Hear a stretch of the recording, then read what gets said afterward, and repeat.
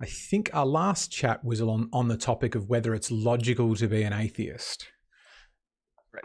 And so thanks for taking up the message to come again and putting on a shirt as well. Very fancy. Yeah, I was getting ready to sleep, so I was in my pajamas. Pajamas? Is that Pajamas, yeah. English? Yeah, cool. Yeah. Hindi word originally, actually. Comes from India, I believe, So pajama. So yeah, we had a very interesting chat last time because I think it would be fair to describe you, Luke, as Catholic. You're quite a sort of, would you say, devout Catholic? Yes, I go to church every Sunday. Right. When Okay. I'm not Catholic, I go to church every Sunday and wear the cross.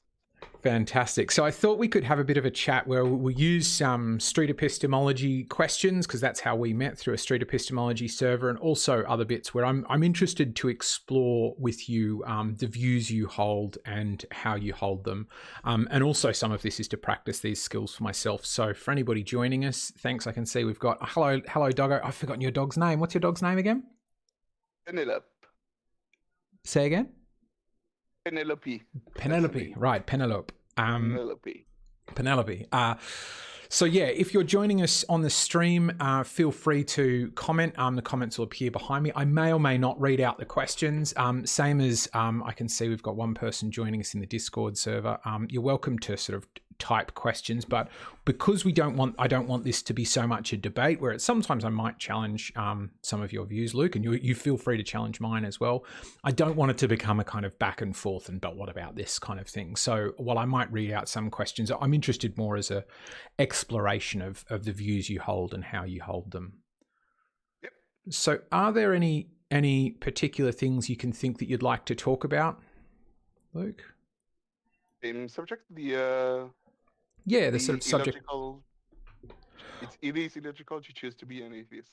Sure. Well, that one, I was thinking about that as an option, because we could chat about that again. But the thing I thought was I'd prefer to chat about something that is in some way meaningful for you in terms of it informs the way you behave. And given I don't think you describe yourself as an atheist, to me, it's a little bit more a view of like those people are illogical, which I think is all well and good.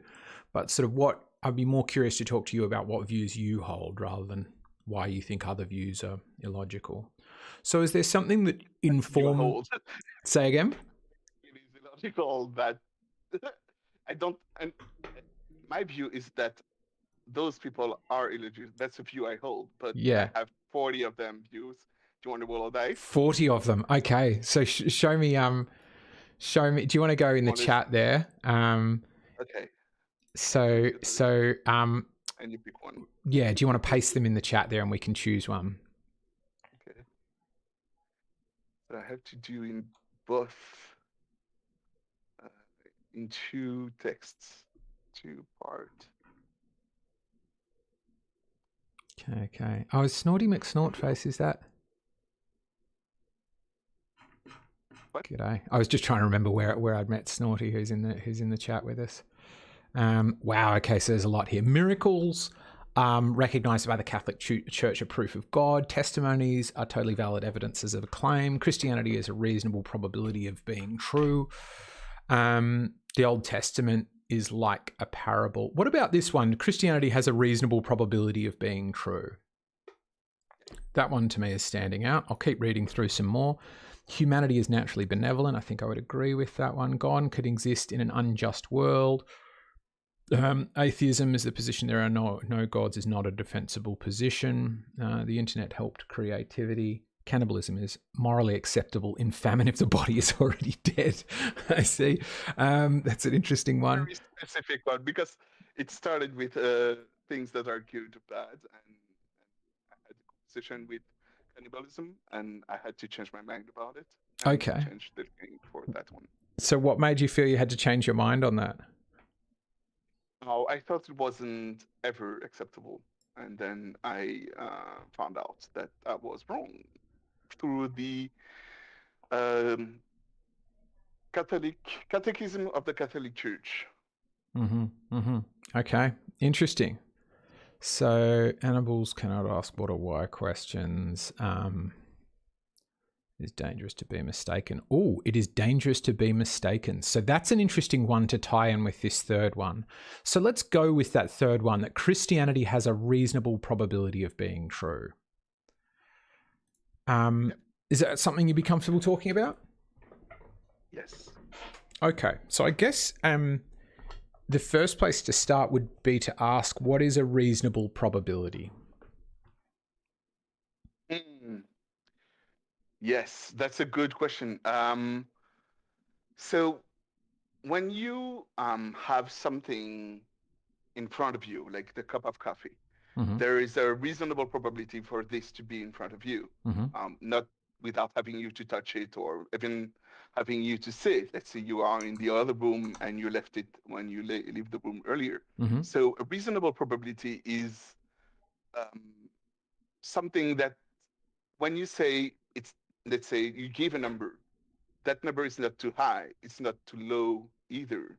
It's just the correct number that you should apply with the information that you have. Okay. So when it goes for Christianity, you should have enough information to arrive to the conclusion that it is true. Sure. So what kind of a number would that be for you? For me, it's I have more and more information. Like the more information I have about my coffee cup, the surer I am that there is a coffee cup in front of you.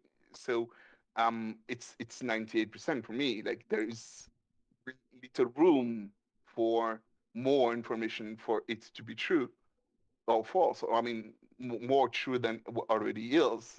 The only explanation right now is the I live in a simulated world, like I don't exist, those kind of things that don't allow me to say in 100% certainty of anything on anything. Right. So okay. So there's a 2% chance that you're the probability of it being true for me is the highest probability that there could be. Okay, so the probability that it's true is the highest probability you could have, is what you're saying there. Me. For you. Not in general. Yeah, it's really important because for people, a reasonable probability means something that it would be unreasonable for you to say that it is false, basically. Right. Okay. Based on what you know, it's unreasonable to, it's because you lack knowledge, basically, that you say it's false. Like you lack the knowledge that there is a cup of coffee in front of me. Right. Well, of course you would say, instead of saying, I don't know how to replace the cup of coffee, but like somebody come to my home and say, no, there is no cup of coffee in front of the computer. Sure. He doesn't know anything about my home or what there is in my home, and he says that, so he's wrong. He's making a mistake. He doesn't have enough information to draw a conclusion in the fact that there is not a cup of coffee. The analogy would be someone who claimed that the probability of Christianity is false, make a mistake in his statement for the same reason, because he missed some kind of knowledge. So what would you say evidence would you require to know that the cup of coffee is in front of you? Yeah, so there are many different ways I could go into the room. If I don't want to go into the room and I'm with someone, or I put the thing there. It depends on the situation, like if I put the same thing there and I went out of the room, then I don't need more than the fact that I know I put it there. If I just came into the house and I meet someone and someone says there is a cup of coffee in your in front of your computer, and I know the person, I trust her or him, I say, okay, yeah, there is one. I don't need more. It's reasonable to think that there is. So depends on the context of where I'm at. Sure. Okay. Yeah. So if you'd put the coffee cup there yourself, or if there was somebody that you knew and you trusted and you'd built up a relationship to believe what they said, and they said there's a cup of coffee there, that would give you confidence there was a cup of coffee there. Now, if we translate that to a discussion about whether the Christian God exists or Christianity is true, what are the kinds of evidence you would use to reach that same kind of confidence in that position at 98%? So for me, it's different than anyone else. Like someone could um, come. I go back to the cup of coffee and say, for me, my friend tells me there's a cup of coffee. That's enough for me to know that there is one, or to have a reasonable probability of there is one being true. So, and for someone else, it could be, well, no, my friend told me, but I that's not enough for me. So when it comes to Christianity, um, it's a little bit hard to say what was enough. Mm. Um, I spent it spanned like the duration. Span? How do you say that in English? Span? Huh? Span, yeah, SPAN? Spanned, yeah. yeah, the Spanned the the duration, span of yeah. my research was 4 years Okay. of which religion is true, Mm-hmm. basically. God was, and then which God was the correct one. Mm-hmm. So, yeah, 4 years cannot be summarized in a few words. I'm Sure. sorry. So you spent 4 years trying to determine if God exists and if it was the Christian God, and No, it's God existed at the start of the 4 years, right, and it was which God? right, okay. And so what had Yeah, led you to the position that God exists before that start of the 4 years? the on the prime mover argument. Right, okay. So something told you Yeah, because something had to cause all of these other caused events, there had to be some original then cause, caused. Yeah, then uncaused cause. Okay. yeah. And you'd then come to the conclusion that that uncaused cause was therefore God? Yeah, like he should be perfect without, if there was a mistake or an imperfection in this first cause, the rest wouldn't be able to hold. The rest of the events wouldn't be able to hold. It's a Tell really me the big logic on that one. Tell me the logic on that. So, philosophical because I could conversation. imagine a cause, if we accept for the moment the premise that there could be an uncaused cause and an imperfect one. I could say you could have an uncaused cause that was imperfect but was pretty good, and as a result, everything flowed from that in a similar way, which was pretty good but not perfect. So, what leads you to the conclusion that there is an uncaused cause, that this cause was perfect? Has to be perfect. The Has to be perfect. Yeah, the uncaused cause has to. How can I resume that? It's a big philosophical conversation I had Mm, with philosophers, basically. And so, when you make a program, you create a virtual world. sure. There are bugs Mm-hmm. in your virtual world. The reason why there are bugs is because you're not perfect. Sure. Okay? There are no bugs in reality. Are they not? No, that's it. How would we determine if something was a bug in reality? Like, it's because that's the old joke with programming, isn't it? It's not a bug, it's a feature. So how would we tell Yeah. the difference between a bug and a feature of reality if it was something that had always existed since this sort of first cause? The how do you call the scientific process Mm-hmm. helps to discover bugs. Sure. What would a bug look like? So uh, I would say I throw a ball on the wall Mm-hmm. and the ball goes the other way Mm-hmm. instead of going forward. Like one time out of 1,000, it would go the other way. That's a bug. It's not supposed to go the So other way, and I reality ignore at it. some stage would break down. Is that the way bugs always are? Yes, if you play a video game, Mm-hmm. that's what a bug is. It's the reality that you are in Mm-hmm. doesn't hold anymore. The game freeze, you fly, the heads disappear, Mm. things that are real for the game doesn't hold anymore. So that's what a bug is. Sure. I guess I'm just struggling to tell, because to me, if that bug existed and it had always existed, would we be able to tell? Like, could we say the speed of light or the way some kids get congenital birth defects is a bug? How would we be able to tell a bug from from a predetermined sort of perfect programming, I guess. If we do sometimes have examples of things, because a bug wouldn't always operate on that ball, would it? Or would it? Or would the bug sometimes go, actually, maybe I only exist in the way things are born, or people make mistakes, or the fact that you could have two healthy parents and an unhealthy child? No, those are still not bug. A bug would be I stated a scientific process, when you repeat the same thing over and over and have the same result, and the result would be completely different. Okay. Yeah, at one point. So that would be a way to detect a bug. How would you detect a bug? That's your question.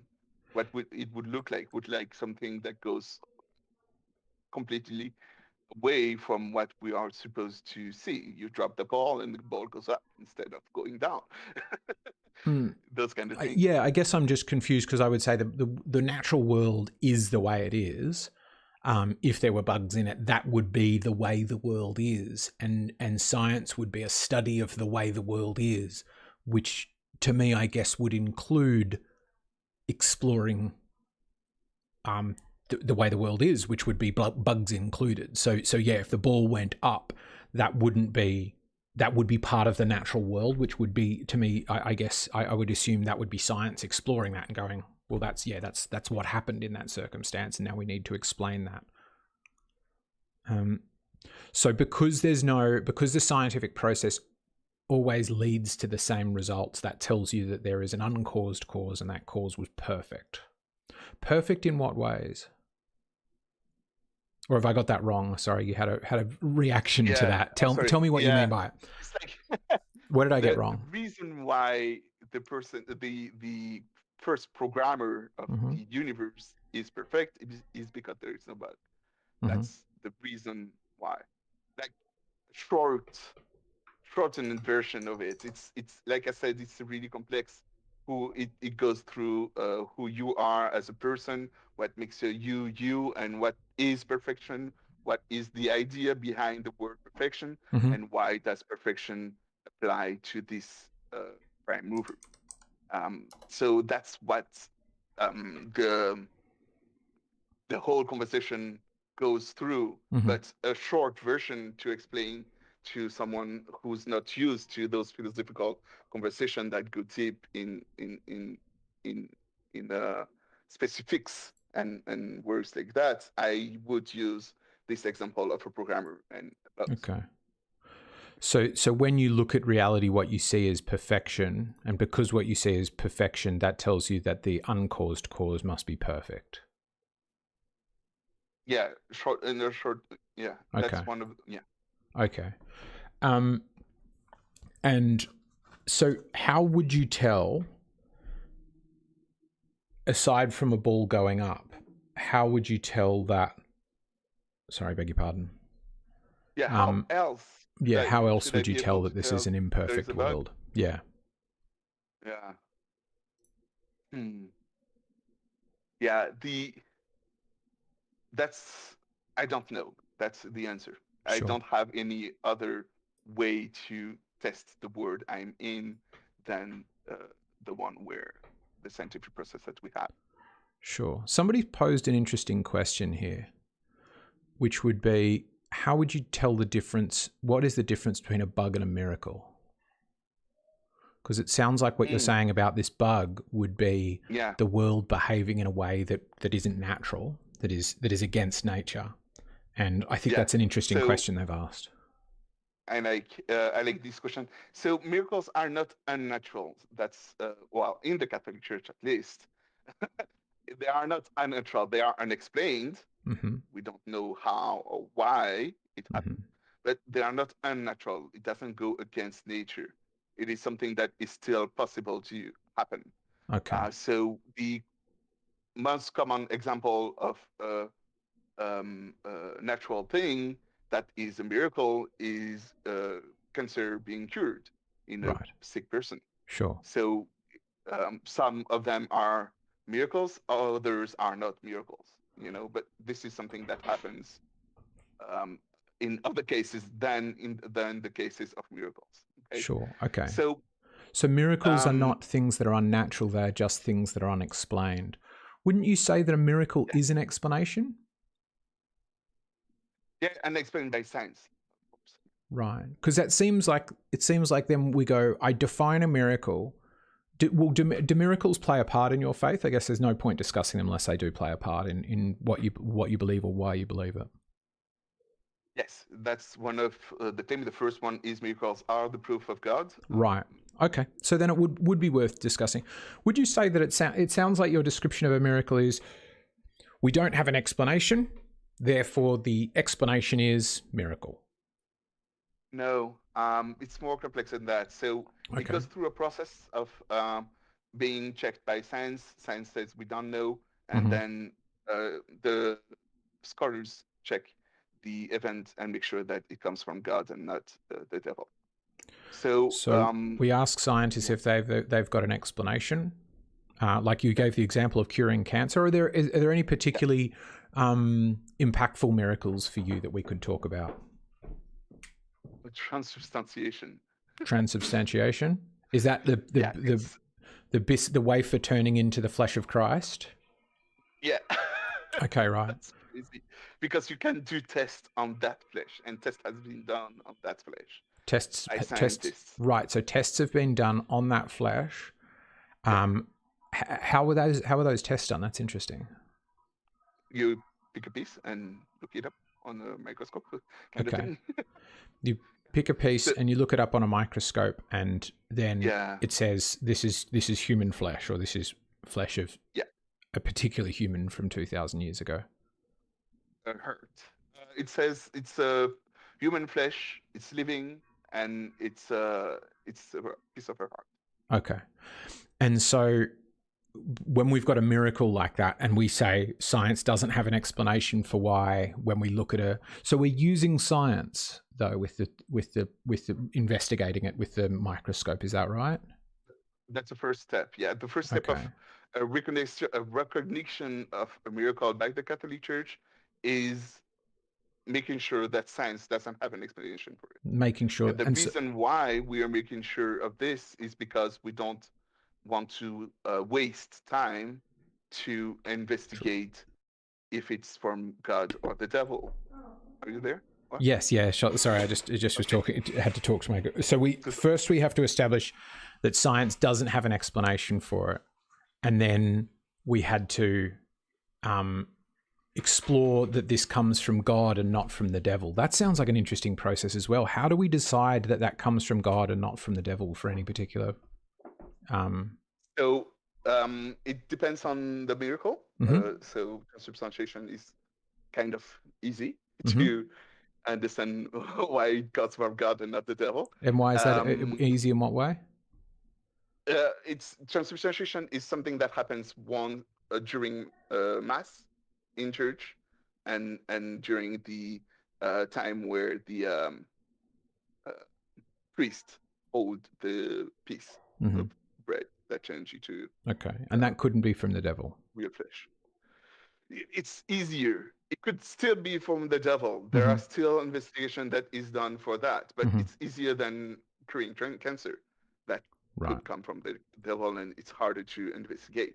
There are people who are paid by the church and spend time, years sometimes, to make sure to create a case, a case file, if you want, that he's presented to a judge or a jury. Sorry, it's a jury, and another guy or another group of people are paid to create a case for the devil. Right. Yeah. This is the devil's advocate. I like it. So, so the expression comes from there. So do you think that process could be from the devil? Yeah. So I like that. It's an interesting that's done in a court case, and Snorty McSnortface has asked here, could it be the case that something the church says this is a miracle and it's come from God because science doesn't have an explanation for it, and I guess the devil's advocate has failed in their case, that later science goes, oh, hang on, we do have an explanation for that now. We do have maybe not an explanation, because I think science might say a probable cause. Does that mean something could be a miracle and then get demoted? Yes, but not for the science reason. Okay. What reason? So it would be for a proof that the devil's advocate didn't produce. So the devil's advocate had a proof that had they a proof and didn't present it to the jury. Okay. And because of that proof, we could have a different verdict than it is from God. It would come from the devil and might not be from God, so we cannot recognize it as a miracle. Sure. Do you think it could be the case that back when we had less understanding of science, we saw more things as miracles because science was able to explain fewer things? No, the amount of miracles is going up. Right. So there are more miracles today than ever before. So because there are more miracles today than ever before, and science is better now than ever before. Right. It's a slightly different question to what I'm asking, though. What I'm asking is, like, if we had an explanation for spontaneous remission of cancer or a false negative test or something like that, could it be the case that something we used to think was a miracle, we now went, oh, hang on, so it's not so much speaking about the number of miracles on average, but given a particular miracle, could we say, oh, actually science can explain that now, and that would that mean that was no longer a miracle? If science didn't have an explanation, then later could offer a probable explanation for it? No, even if science find a solution, a reason afterwards, like years after, if it's 1 year or 2 years after, we might reject it. But it's if like 10 or 20 years after, it's not. It's still a miracle. It's still a miracle. The event is still an act of God. Okay. Okay. Even though there is scientific reasons for this to happen, it is still an act of God. It's not an act of a human. It's not someone who purposefully created or made this to happen. You understand? So it would still be an act of God, even if it could be explained by science. If it wasn't. Okay. So that's interesting. It seems like one of the requirements for it to be an act of God, a miracle, is that it cannot be explained by science. But then you say, even if later it can be explained by science, it remains that it is a miracle. Does that seem?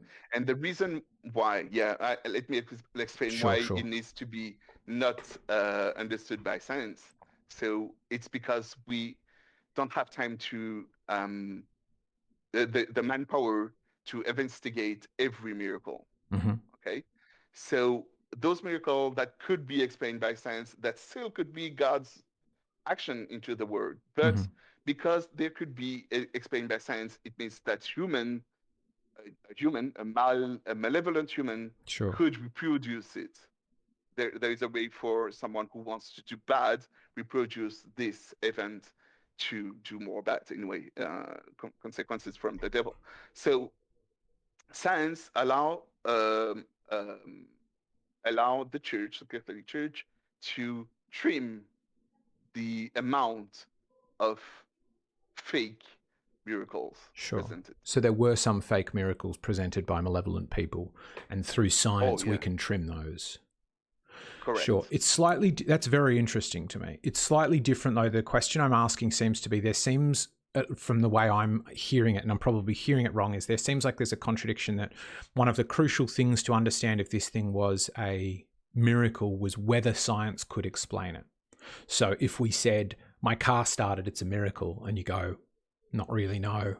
There was a battery, there was a spark plug, fire and ignition, fuel went through, car, atomized, bang, car starts. We don't, because we have a scientific explanation, because it's a fairly ordinary natural phenomenon, we've got an explanation, therefore it's not a miracle. So science will say, if we have an explanation from science, it isn't a miracle. Is that correct? No, It could still be a miracle, It, but okay, it wouldn't right. be explored by the Catholic Church because you don't have the manpower necessary to explore it.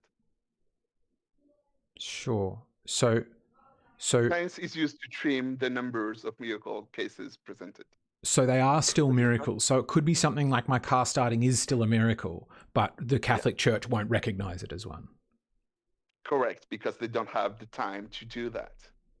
So if something that could be something as sort of mundane as my car starting could be a miracle, which could be important evidence, is that still valuable evidence if it's something quite predictable?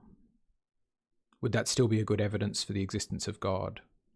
No. Those the ones that are good evidence are the miracles recognized by the Catholic Church. The one Right. that Okay. went through the process. Yeah. So the ones that then go through this process get recognized by the Catholic Church. Is there a chance that any of those that get recognized by the Catholic Church that we say we don't have an explanation for that? We've had the devil's advocate has failed to make their case that this was the devil working. We recognize it as a miracle that might not be a miracle. Is there a chance that the Catholic Church gets it wrong? Yes. Okay. If the devil's advocate purposefully missed something or missed something at all. So we discover later that there is this argument that could have been presented for this miracle by the devil's advocate. He didn't. And because of this argument, then the case is thrown out. It's not a miracle recognized by the Catholic Church anymore. Okay. It happened All right. in history. So, in history, there are miracles that are not miracles anymore. so there are some examples of that, are there? I didn't know that. Yes. Ah. Yes, more than one. There are many. The many, okay, interesting. And all of them only get rejected on this basis of the devil's advocate didn't make the case properly. You have to understand something. There are thousands of miracle cases every year. Wow. Thousands. Okay, it's not tens or proven miracle. Or so proven, yeah. Not proven. Of cases accepted by the presented. I see. Right. Okay. Presented. Yeah. Okay. So go on. Accepted by the Catholic Church, we have tens every year, like 5 or like less than 10, more than 1. Okay, less than 10, more than 1. Sure. Yeah, there is more than one miracle recognized by the Catholic Church each year. Out of those thousands that are presented, not out of, well, that has been presented years before. Because, like I said, it's a process that takes time. You know, like the scientist has to be sure that it's not scientifically provable. There is a time needed for that, and then after you have the research by the pros and the cons of side of the thing. Funny thing, I like a lot about the Catholic Church. They say you want to be the devil's advocate, you can be a Jew and say it is not God, it is the Jewish God who is responsible of. Could be, this, right. Not the Catholic God. Sure. So in the devil's advocate place, you have other scholars than the Catholic Church. For the God space, of course, you will only have Catholic Church advocates. But for the devil's advocate place, you could have other religions that come in with their arguments. And they are religious arguments, really complicated ones. Okay. So, let's tie this back to the example you used before, where you're saying there's a cup of coffee in front of me, where you're saying I put the cup there myself. Have you heard of chicory? No, what's that? So chicory is this, I don't know if I think it's a bean similar to coffee, but it's a thing that became quite popular in, I think, World War II during coffee shortages or something like this, which is if you have cheap coffee, sometimes 40 to 100%, well, I don't know why I'm giving percentages. I don't know the percentages, and I'm sure it varies wildly. But basically, chicory tastes exactly like coffee. I don't think it's got any caffeine in it, and it's often used for decaf. So in the case of I know there's a cup of coffee in front of me, I think what we could accept is that it might be possible that I put this thing and I taste it and I go, that's coffee, and I have a sort of psychosomatic response to it where I feel like, oh yeah, I feel like I'm getting caffeine, because maybe I'm not, because maybe it's hard to tell those things. And so even if somebody put it inside that I trust and said, hey, Luke, I've put a cup of coffee in front of your computer for you, and you go, I know you, I trust you. Is there a chance that if we didn't know that chicory was a thing, that we could go, they made the best, that they didn't think they were lying and they had no reason to question it, because most people don't know that you'd read on the back of a coffee can and cheap coffee can, you'd be like, oh, 40% chicory. Yeah. Could it be the case that that you put the coffee down and said, there's a cup of coffee in front of me, or that somebody else put a cup of coffee down and said, hey, Luke, there's a cup of coffee there, and you had lots of really good reasons to think that they might be telling the truth and that they be mistaken? Yeah. Yeah. So could it be possible that the same thing might be happening with either the prime mover argument, the ontological argument, or with this these miracles, that the scientist doing the science for the Catholic Church to try to figure out if this can be explained by science just doesn't think of one of the possibilities that could explain it? Yes. Or that the devil's advocate fails to present an argument just because it never occurred to them, and Yes. that something be actually not good evidence for God, but we might take it as evidence for God. Yes, it's still possible. The possibility is still there. It's not perfect. Sure. It's the best that we can do. Sure. So what would you say is the probability then, if we're accepting the possibility that some of these miracles, that, like if you take the one of the communion wafer, that they made a mistake somewhere, there was some sort of mistaken assumption somewhere, and like the coffee chicory thing, they said this is definitely the flesh of a human being, and somebody else went, actually it's this kind of wafer you haven't seen before? So because of the scrutiny that goes with it, you understand that there are many other religions that don't want the miracle to be recognized, right? You have atheists that don't want the miracle to be recognized. Sure. You have the devil himself who doesn't want the miracle to not be recognized, so he will do everything that he can to go against the miracle being recognized. Mm-hmm. So he will do his best work for it, because there are many conversion related to these miracles. Miracles in general, they bring conversion to the church. Mm-hmm. So you understand that, knowing that, and it still goes with through the process, the probability of it being false is really low. It's like the coffee cup example is a good example. What is the probability of it being chicory instead of coffee? It is still possible, but it is really low because of all the things that we did before. Okay, so because there's a lot of all of the things that go into deciding if something's a miracle, that reduces the probability. Deciding, and the fact that there is a strong force that will try to prevent it to be recognized. Sure. Like there are a lot of people who doesn't want this event to be extraordinary events to be recognized as a miracle. And what would they say if they wanted it to be not recognized as a miracle? Well, the first part is the science part. So they would say, well, they use dye, or the sleight of hand of the priest. He changed doing a little switcho. Magic. I like it. Yep. So he's a magician. He was a magician when he was young, before he was a priest, and arguments like that. He will will have to be explored and put what is true. Did he do the sleight of hand, or did he not do the? Could he have done it? And those kind of things would have to be explored and meticulously observed by non-believers. Sure. You understand? And so if we explored that one about the writings of it. And so if we explored that one about the catechism, or sorry, not the catechism, that's a wrong thing to say, the communion wafer, and I could give you an explanation for that, would that mean in your mind?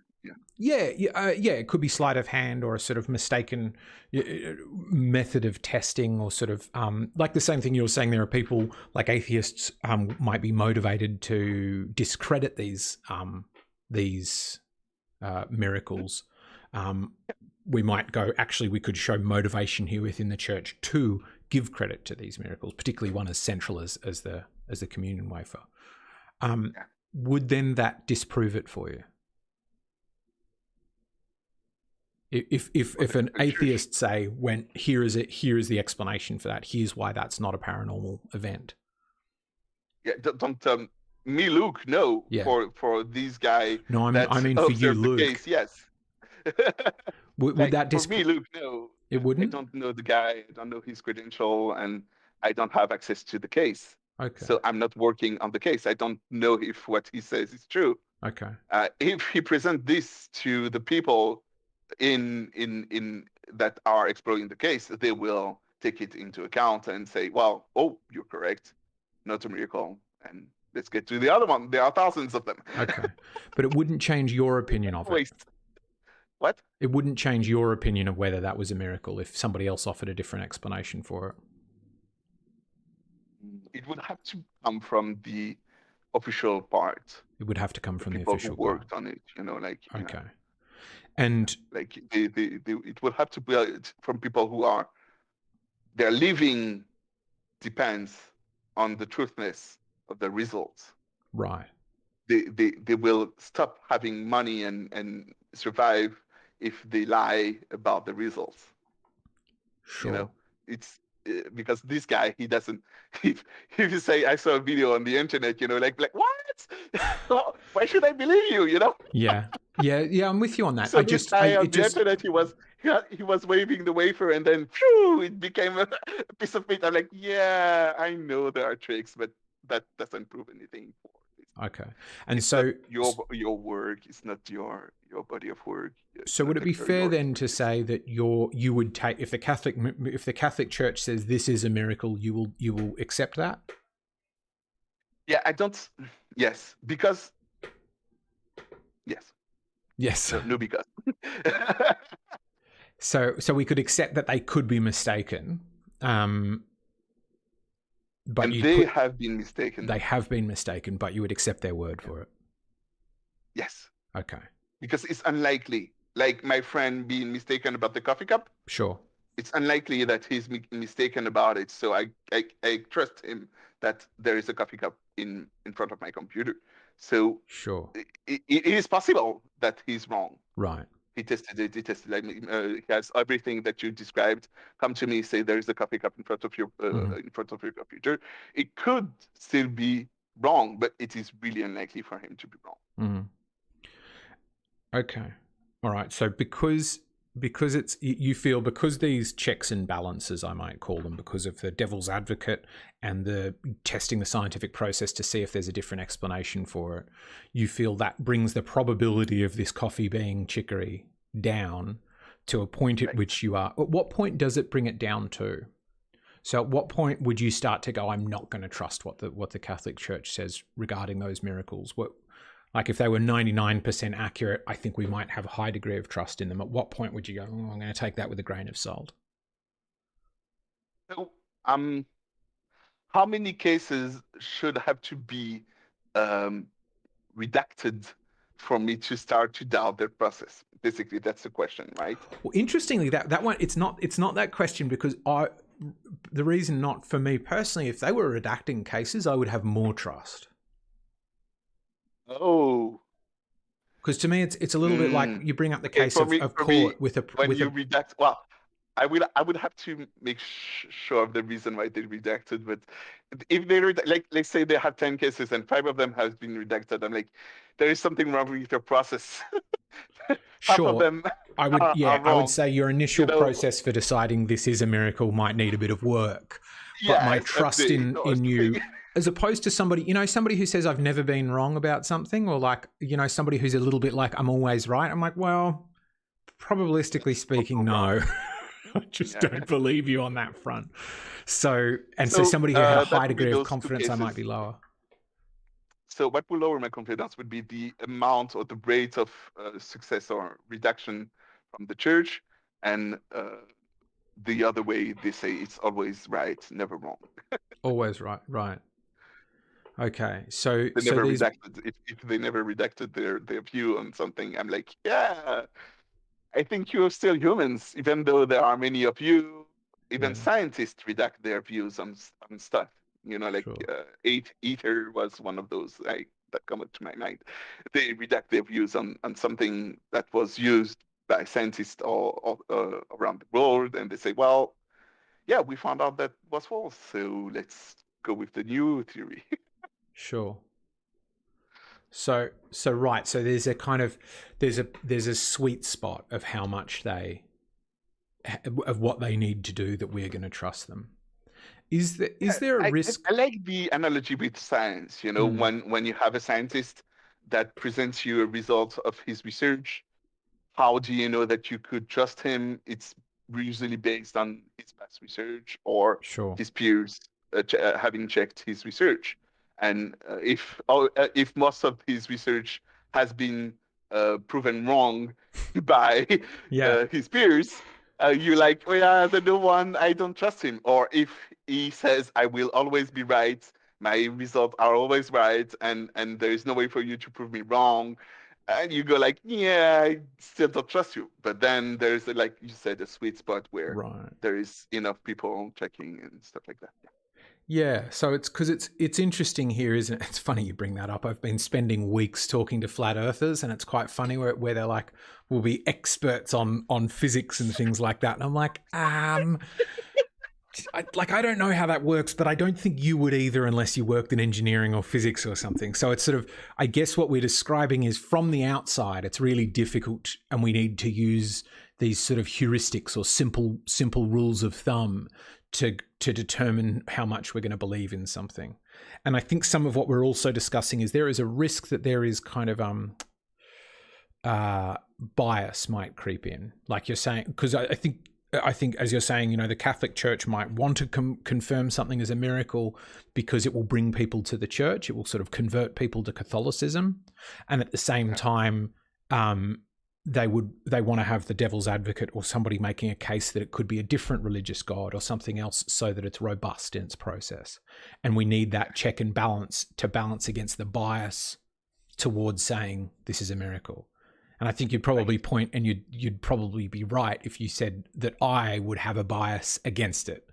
That when you say That's it. this is a And miracle, you I would be like, well, you as riding on eggs, yeah, you won't be able to chime in because of your credentials. But somebody who is a pastor or a how do you, imam or whatnot, mm, like those educated people about their book or their religion, they can chime in and give their arguments for or against. Well, against it being a miracle from the Catholic God.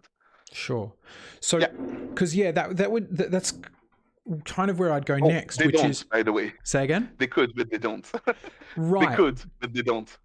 The thing I'm thinking though is there are lots of these kind of miracles in different religions, and how would we know if what we've got to do is balance it against God, the devil, and science? Sounds like the balance we do, and then we go, these three compete, and then if God wins, it's a miracle. How do we know that's not a miracle of Shiva? So Shiva has to obey some rules. Even God, the Catholic God, has to obey some rules. Mm-hmm. Um, there are things that he things that couldn't happen as consequences from this miracle, or things that, yeah, it's really, there are rules. Basically, that's the thing. There are Mm-hmm. rules. They are really complicated. I spoke with a guy who work in these cases, and I don't remember how they process it. Mm-hmm. And what I remember is that it's specific to the miracle. Mm-hmm. So if this kind of miracle, like transubstantiation, though the reasons are not the same than curing cancer. Um, it is really complicated. There are many points already in place because it's not the first miracle that is explored. So we know what miracles does, and we know which one that how do you say that, the time, like the there are still miracles today, even though it was 1,000 years ago. Okay. So they are strong enough. The arguments presented for this case were strong enough to hold even through 1,000 years of trying to diminish it or remove it or find reason for it to not be a miracle. So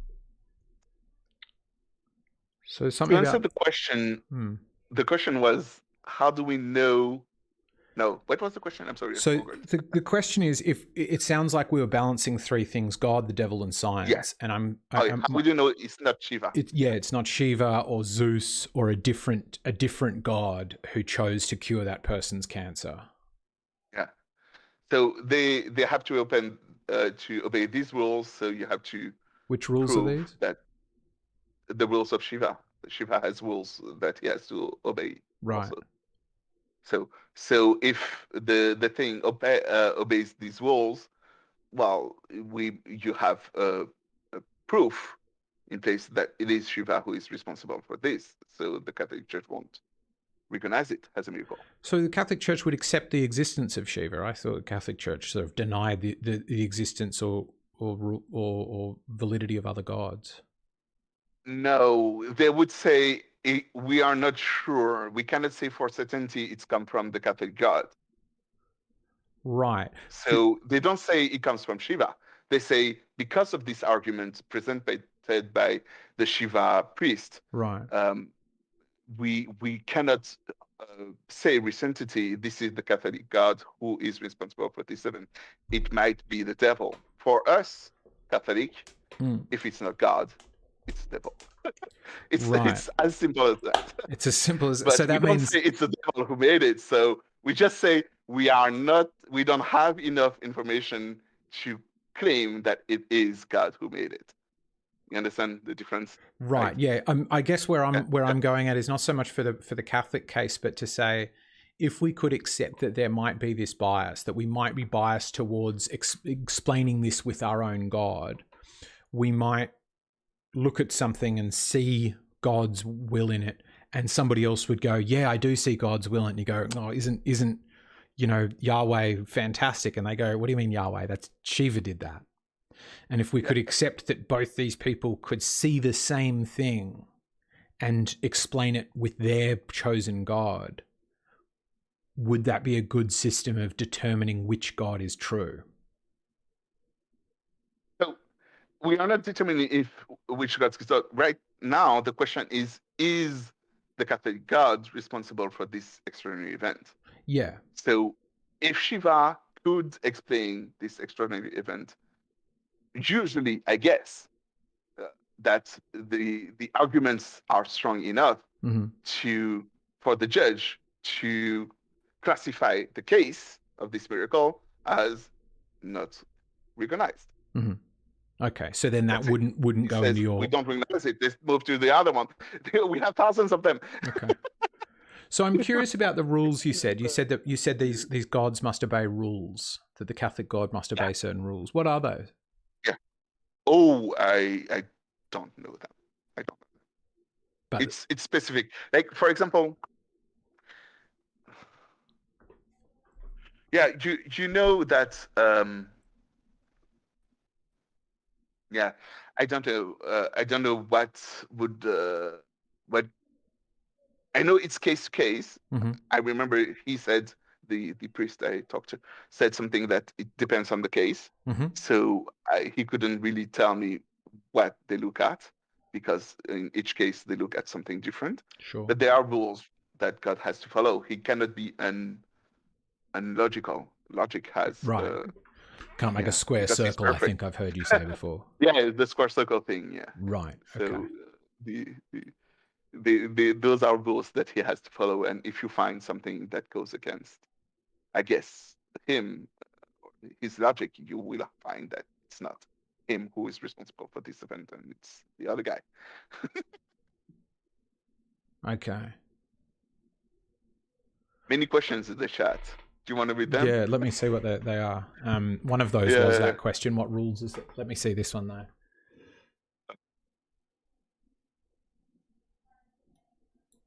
let's help the other participate a little bit. Feel them Is it included true to that the Catholic in God the uses specific avatars or symbols? Uses specific avatars or symbols to differentiate between different gods. For example, if they see Mary, it is God. If they see a demon, it isn't of God.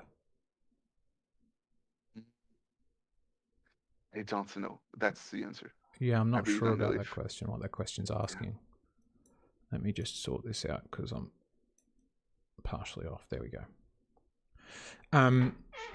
So because these, it's sort of, to come to the summary then, it's because of these, if anyone wants to look into this themselves, getting some links on the Catholic miracle cases of studies. Oh, excellent. Yeah, if you could put those in the Discord chat, and also I think you looks like you're also in the YouTube or Twitch chat, please do so, Snorty.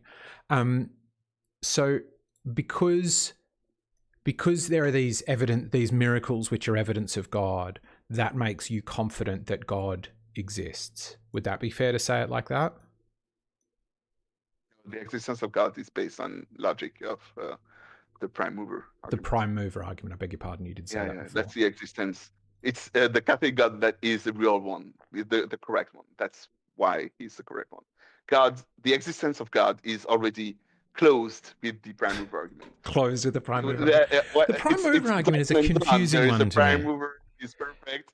This guy, we call him God, and that's just the name of this perfect being that we that created everything.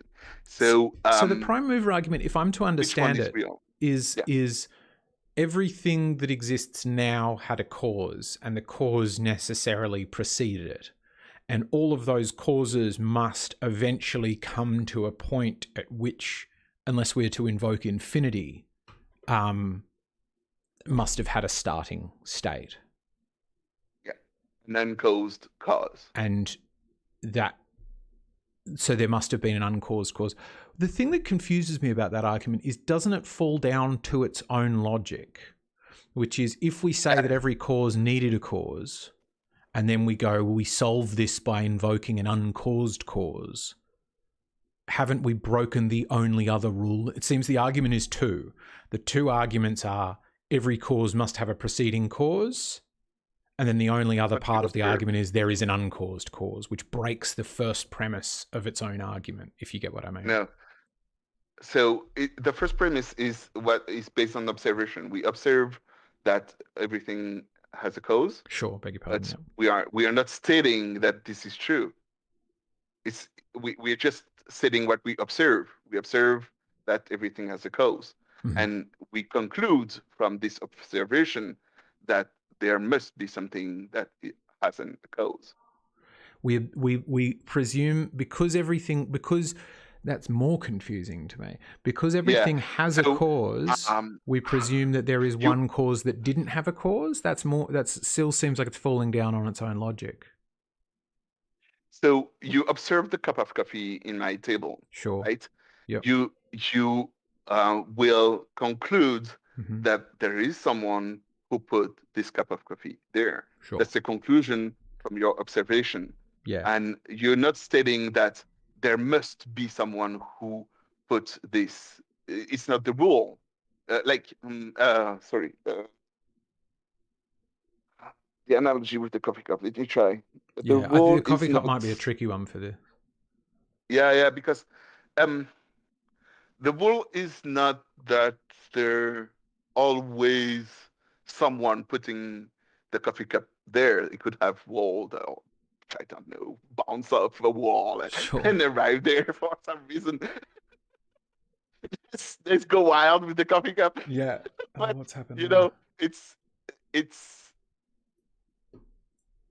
It's derived from the fact that most of coffee cups that we have observed have been put there by people. Therefore, there is someone who put the coffee cup there. Sure. That's a conclusion. And so the analogy here is that we observe that things have a cause, and the conclusion is that there is an uncaused cause. We observe that things have a cause, so the conclusion is there is an uncaused cause. Yeah. Yeah, that's the thing that's confusing me. To me it's yeah. To So, me, it's like like I said, saying it's all coffee, really all. Well, your coffee cup one, I'm struggling to make it fit here. yeah. Um, I don't know, maybe change the analogy, but uh, you okay. Game maybe is easier to understand.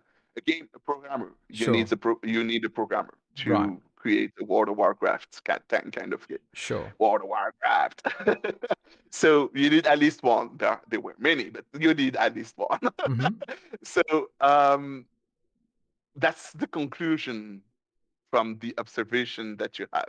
You observe there is a game, right, and that the game has code, and you conclude that there must be someone who created the thing out of his imagination, the right. rules of the code or the coding himself. Something must have So caused that game to exist.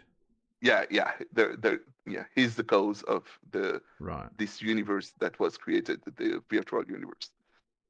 Um, so everything has. So if you were an NPC, Yeah. a non-player character in the game, Yep. so you observe things having a cause, and you be correct to say that the first cause doesn't have a cause. Right. The programmer who programmed the game doesn't have a program that programmed him. Right. Well, there is God, but I mean, there's not a computer program that programmed the guy who programmed the game. Yeah. He, he's an unclosed cause for those NPCs. For that set of world, and that would so that would work for me if I then said every cause has a cause, and some of those causes might not exist in the reality that we're looking at. So if we're looking at this computer game reality, the NPCs might cause actions that cause other actions, but we could have an uncaused cause in the I'm not programming. yeah.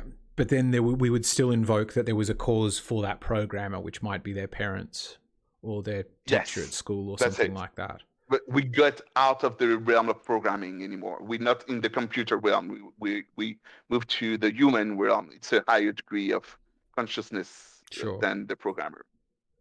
So the highest degree of consciousness that we have is the prime mover, God, the perfect Right. being, and all those. It just seems like that would still require a cause. If the Yeah, logic of the argument is everything has a cause, even in the example you're giving of the computer game, we still end up needing causes to explain the causes. So if the rule is every cause requires a cause, then that being an argument for an uncaused, it seems that you could have an argument for an uncaused cause, but it and shouldn't it's come not a from that rule. causes are It's an required. observation. It's an observation. It's not Okay. a rule. It's an observation. It's not a rule that we create. It's we observe things and we we're making a guess if you want. It's not a Okay. rule, but based on that, if you want to follow logic, you get to the unconscious cause. There are there are many other ways to come up to this conclusion of unconscious cause. Okay. There are philosophers that are way better than me. I'm a programmer, so I'm You're not the the uncaused guy cause in your to. computer world, I see. Yes, I am, Sure. and I don't have a game to plug in right there, so that's okay. Damn, let us know when you I do. don't program game. um, so we this question of the unconscious cause has been talked over hundreds of years, uh, or tens, maybe maybe not hundreds. I don't know when, but a long time by Sure. many different philosophers. And I think you could still today find two different philosophers with two different views on the subject and have a lengthy discussion on it. So for me, the programmer that I am, or the human that I am, the logic has to stop at one point. For me to move on, Yeah. I cannot go with something that goes individually. I need a start. And then For from the you, start, build from there. you need the start. Need it in what Yeah, way? yeah. Like, um, Yeah, so I need to get a job to earn money. Like I need to start of something Okay. to earn money, to be able to eat and buy stuff and buy my coffee coming from my computer. So um, I'm not sure I see it's the link between them. yeah. I'm sorry. So, because it sounds on one level like you're saying logically a start is required. It sounds also on another level like you're saying for me to conceive of this, a start is as an important place to work from. Yeah. So the main question was when I encountered the prime mover argument. Mm, The question I had was, why is there something instead of nothing? That sure. was the question I asked the scholars I've met, Hmm. um, and and and the answer was, well, the prime mover, uh, the uncaused cause. I'm I had trouble like you with this answer. Sure. I said, well, didn't you just say that? Anyway, I did the same thing that you did. I don't remember how they weaved it around.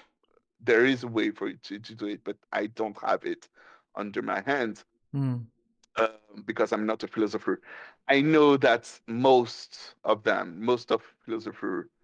people that mm, think about it arrive to that conclusion. Most smarter people on that thread than me arrive mm. to the conclusion that there is a need for a prime mover. So, It, like a scientist, I trust them okay. for their results, and I I go from there. So there is a prime mover. Now, what are the qualities of this prime mover? Does it have to be perfect? Yes. Why? No. Why? And then from there, I build from, okay, what else do I need to have a god? What So if is I a god found for for me? you, just to pause on Yeah. that point about many people came to this prime mover argument and people smarter than us have come to it and concluded that it is evidence of a god. Yeah. If it were the case that I don't have it, but let's say I showed you actually, of PhD level or higher or 160 IQ people or higher, they see this argument and they go away from it. Would that change your confidence in it being accurate or useful as a tool for determining whether a prime mover exists? So, you talk to flat earthers, they have arguments against the shape of the earth being Sure, round or spherical. So, yes, it would move my confidence if there are enough of them, sure. Okay. right? Right now, they are crazy people in my eyes, but Fair enough. let's say in the future, all of the scientists I've met, all of these people who geologians and astronomers, and they all agree, 99% of them agree that there is the shape of the earth is flat. I Mm, will have to agree with them. They will have, of course, reasons for their claim, and mm. logical reasons that I could check for myself if I wanted to. But let's say in in this hypothetical world where most of them, like the vast majority of them, I will have to change my view on the shape of the world and build from there. Okay. If I want to build a rocket to go to space, I will have to use their science. Yeah. I I will have to check to trust them that they did the correct job and build my rocket using these numbers that they created. Um, yeah, because I don't have an infinite amount of time to check everything. It goes the same thing for the primer. Sure. So it sounds The like some primer, of your I could confidence. check it. It sounded like you're I saying did check it in very this prime mover or this uncaused cause argument, you saw that there were issues with it and they were explained to you adequately, but you're not able to remember the explanations for it now. But it's the number of people who've seen that argument who have been convinced that gives you your confidence now that it is a good argument to then build on that question of, okay, we've established there is a God, to then move on to the next question of which God.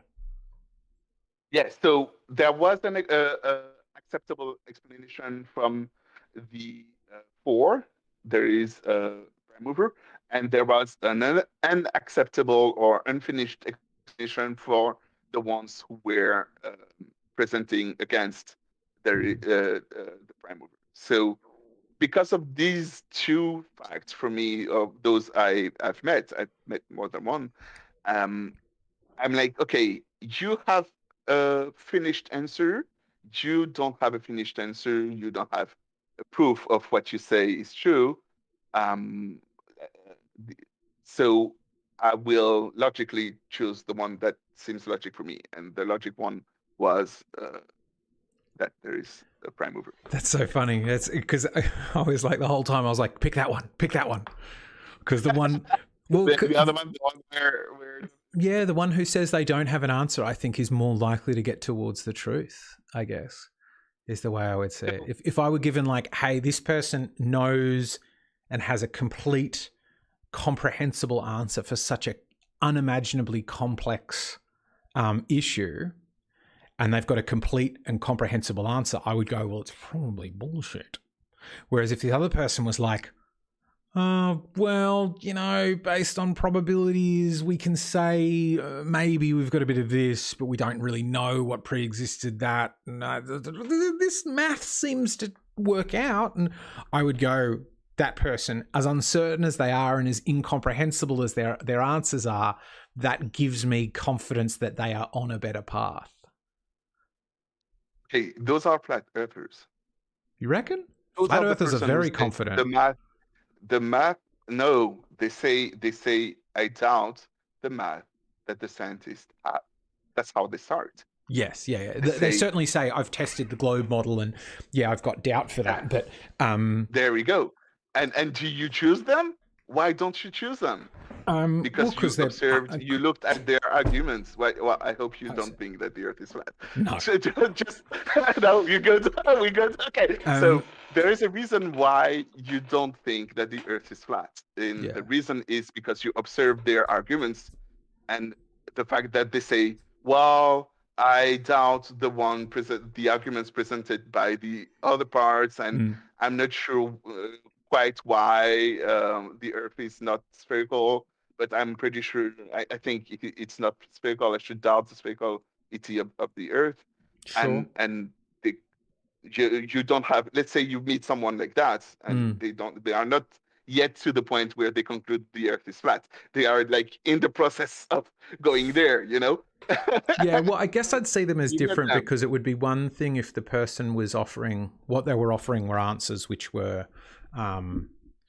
logically consistent and based in some way on, I'm trying to think now, actually, you've made a good point about this, flat earthers. Logically consistent and based on sort of using science and critical thinking. And then the other side being, to me, if it was confident and comprehensible and fixed, I would be more inclined to go, I don't mean fixed as in, like, so take the Earth, for example. We constantly are refining it. Now, we're fairly fixed on where it sits in the solar system, but to be like, oh, actually the orbit's slightly different. That's what I mean is like, if they're doing adjustments to it, that gives me confidence to it. It's a little bit like we were talking before about, does the Catholic Church ever throw out any miracles? Just go, actually, that's not a miracle anymore. It gives me some confidence that what they're saying is right. But you're right, it's not the only heuristic. It's some of it for me is, do you use, if you establish something as logical, do you keep using that? And that's why I was asking that about the uncaused cause thing, because it seems like it sets up a particular logic and then tears it down in the very next breath. Yeah, that's how it looked like from outside, but it's not as such. I'm sorry, I couldn't present it. No, that's okay. So what happens is pretty much the same thing happens when you ask a scientist what is the shape of the Earth. You have this. Let's say you have two scientists. One says it's not spherical. One says it is spherical. You look at the arguments for the spherical part. You look at the arguments for the one who say it's not spherical. You have a conclusion. You conclude from those arguments that the one who say it's spherical is more correct in his answer. So you choose to believe that the Earth is spherical. You could check for yourself if you want to, but Usually we don't. Yeah. Usually, True. usually black holes things. Yeah. We're just like, Like yeah, okay. yeah, yeah, yeah. Whatever you guys Of say. course, it is Yeah. 20,000 times the mass of the sun. Mm. Yes, yes, it is. I will not look at your math and check and make sure that it is 20,000 times the mass of the sun. I don't know. I'm throwing numbers. So yeah, you. I came to this conclusion where the arguments were presented. The guy who said I want to doubt it didn't have good arguments to support his doubting of the shape of the prime mover, the existence of the prime mover. Sure. And I had my own doubt, like you had. Uh, well, isn't that the rule? And they explained to me it's not the rule. The rule is not that there must be something to to to cause something else. It's an observation. That's what I remember of it. There is a difference between a rule and an observation. Hmm. So because observations are specifics in a certain cases, and rules are always around like forever for any cases, any circumstances.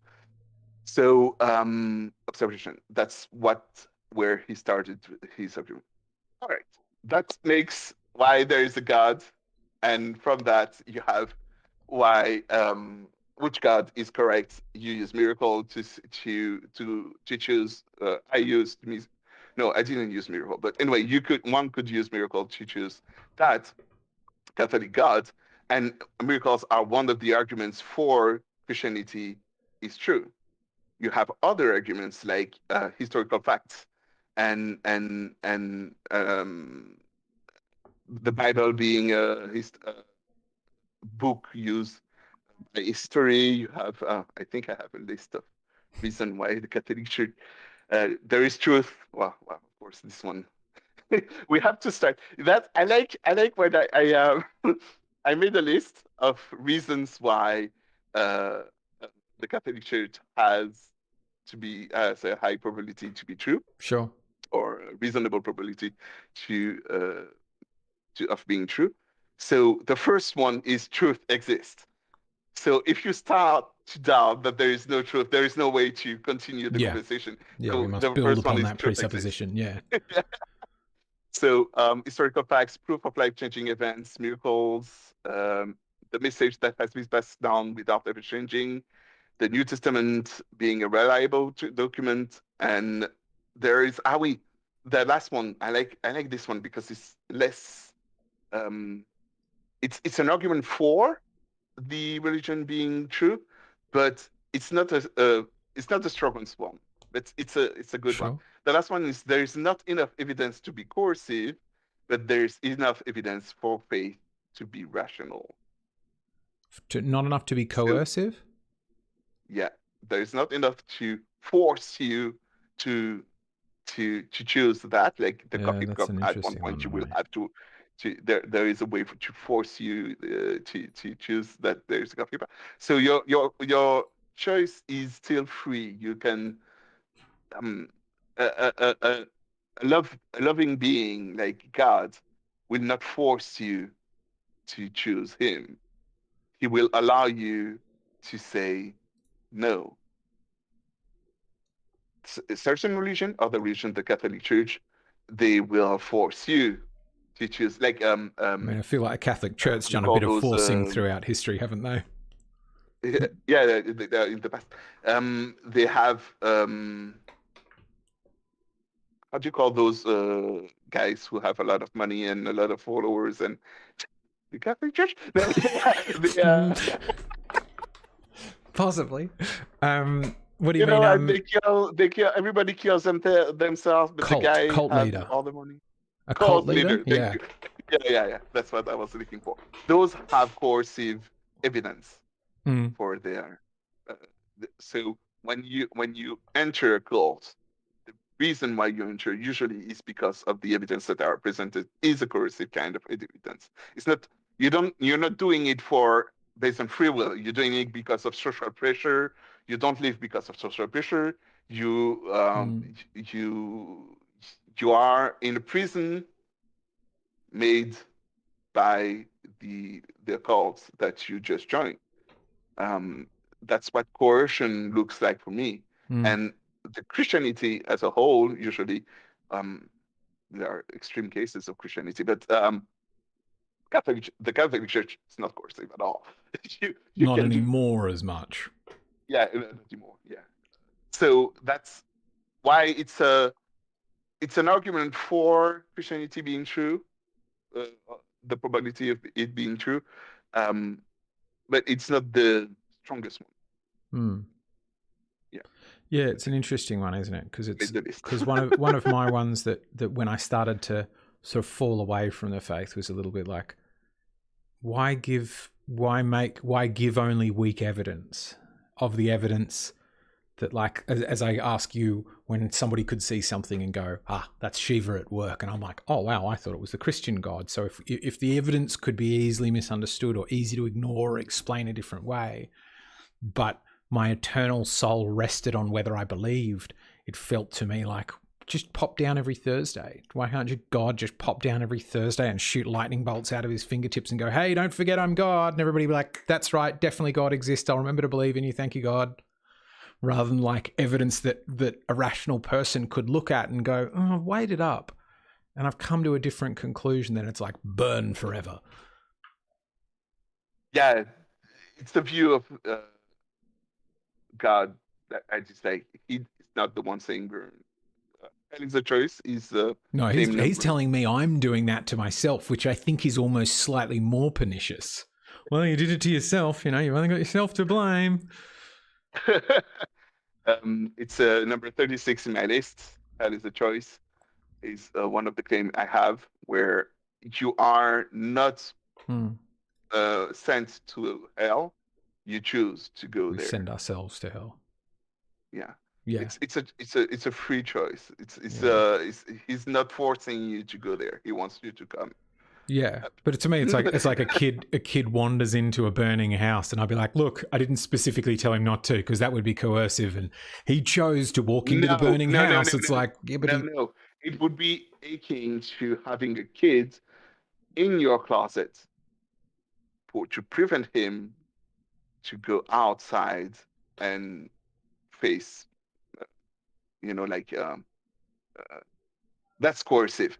Being coercive for the kid example is a parent who has a kid and says, this is your word, closet, and don't move from there. That's it. There is nothing outside your closet. You understand? Yeah, I think slightly different examples. Yeah. Yeah, but freedom, coercive. There is nothing. So yes, you will prevent him to go into a burning house. Well, let's hope this house doesn't burn, but he would be already in it. So he wouldn't go into the house to burn, who's burning. You will allow him to prevent him by being coercive. Yes, but it's not desirable. You want the child to choose and to learn that outside is dangerous, and there are choices that you can make. Look both ways when you cross the street to not be hit by a car. Yeah. To prevent being hit by a car. Right, but I'd still yank him off the street if he was about to get hit by a car. Yeah, also yank him, yeah. Just so he can learn the lesson. Let's hope so. So there are things that you can do, and there are things that you can't do based on the fact that you want the child to be free. Same thing goes from God. There are things that he can do, and there are things that he can't do because he wants us to be free. One of the things that he cannot do is being coercive towards us. Yeah, right. Logically. Okay. Yeah. Excellent. All right. So what we might do then is wrap up now, because we've had a lovely chat and I'm mindful I've kept you awake. Yes.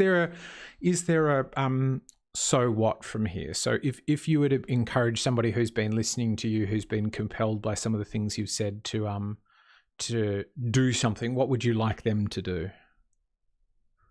Or think about, or read, or arguments for or against the Christianity being false. You want them to look into arguments for or against Christianity being false? Yeah, well, the correct way to say it is arguments for Christianity being false. Okay. So what would be the arguments for a religion to be false? Mm-hmm. You know? So you start, of course, with the premise there is a God. Mm-hmm. That's what you have to start with. And there are false gods and there are true gods. Mm-hmm. And the Christian God is a false God for these reasons. So usually when someone does that, he arrived to arguments that are, how can I say that? Against the arguments for Christianity being true, Sure. instead of arguments supporting the fact that it is false. You understand the difference between the two? So you say, well, this argument that you said that makes the Catholic Church true is false. Therefore, I use the falseness of this argument as a ground argument for Catholic Church being false. That's not an argument. It's an argument against mine, but it's not an argument for the Catholic being false. So it's really hard. I've watched 2 hours debate on the subject where the apologetics were presenting arguments for, Mm-hmm. and the one who were supposed to go against use the for arguments and try to destroy the for arguments instead of presenting their own arguments. Right. So describe what a false religion looks like. Make sure that it applies to Christianity. Sure. Then, okay. You might That's an interesting change your one. mind on the subject. I like it. Okay. Excellent. So there's a suggestion from Scott, who's been very active in the chat, was A Universe from Nothing by Lawrence Krauss is what they're suggesting for you for a read. Guest's voice is amazing. You're also getting compliments in the chat there. They like your voice. Where? On YouTube. On YouTube? Oh, nice. I Thank you stopped very it much, because guys, somebody was an idiot and saying silly things there. So.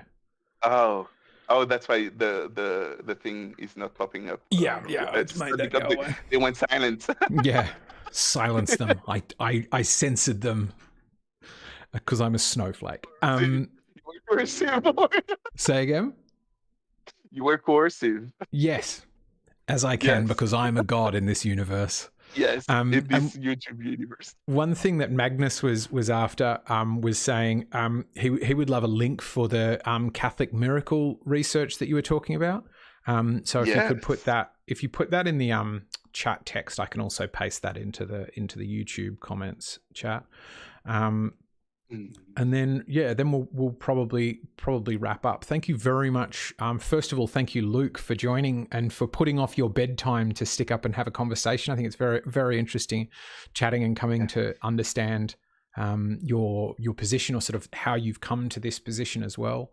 And thank you as well for Aaron and Scott and Magnus, both in Discord and YouTube, and for the people who are commenting in reasonable, rational ways on YouTube as well. Thank you to you guys. Make sure you subscribe if you haven't already. Who was this saying stuff, silly stuff? The others were cool. I like that. We had a lot of good questions in the chat. Yeah, it was really good questions. I really appreciated that input. Lots of good ones. Excellent. Yeah. So if you haven't already, hit the bell icon. And if you've got any comments or any people that I could chat to or feedback, let me know in the comments or in the chat. Be greatly appreciated.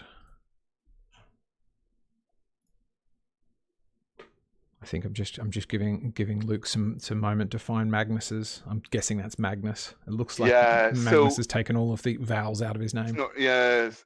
I was looking for links, but I don't have links for miracles. What I did was use those 2 links I put in the Discord chat, and I clicked on links from in the Wikipedia page. You go to sources and then you travel the web like that.